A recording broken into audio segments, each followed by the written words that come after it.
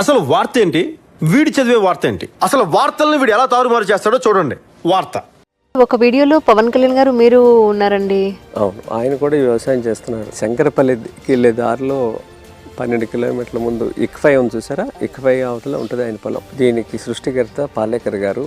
ఒక ఆవు ఉంటే 30 ఎకరాలు చేయొచ్చు. పొలానికి తీసుకెళ్ళాం, మాట్లాడుకున్నాం.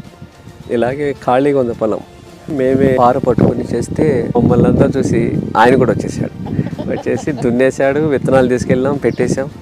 ఒక 6 నెలలు పూర్తిగా కూరగాయలన్నీ ఇదే చేసి చూపించాం. ఆయన ఒకరోజు అన్నాడు, మా అమ్మాయిలు బయట కూరగాయలు తినట్లేదు అని చెప్పాడు.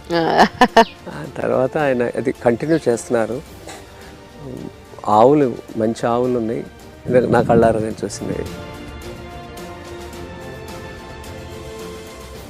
వీడి చదివే వార్త ఏంటి? జన్వాడలో ఉన్న కోడి చెరువుని ఎంత తెలివిగా, ఎంత చాకచక్యంగా కబ్జా చేసినావు మిస్టర్ కొనిదెల పవన్ కళ్యాణ్. రాయ్, ఈశ్వరుడు నోరిచ్చాడు కదా అని చెప్పి ఇష్టం వచ్చినట్టు వాగేయడమే.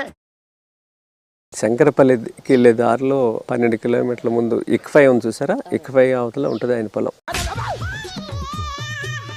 పట్టా ల్యాండ్ ఉండొచ్చు, చెరువులో పట్టా ల్యాండ్ ఉంటుంది. పట్టా ల్యాండ్ ఉంటే కనుక అంటే చేసే టిపికల్ అంటే చేసేటటువంటి సిస్టమ్ ఎలా ఉంటుందంటే, చెరువులో పట్టాలు ఇస్తారు. ఎందుకు ఇచ్చేవాళ్ళు పట్టాలు? చెరువులో నీళ్లు లేనప్పుడు డెడ్ స్టోరేజ్ అంటే షికమ్ ల్యాండ్ అంటాం, అది తక్కువ ఉన్నప్పుడు అప్పుడు అక్కడ పట్టాలు అంటే మొత్తం నీళ్లు లేవు. ఆ టైంలో నేను వ్యవసాయం చేసుకోవచ్చు. నేను అగ్రికల్చర్ చేసుకోవడానికే ఆ పట్టా ఇచ్చాను.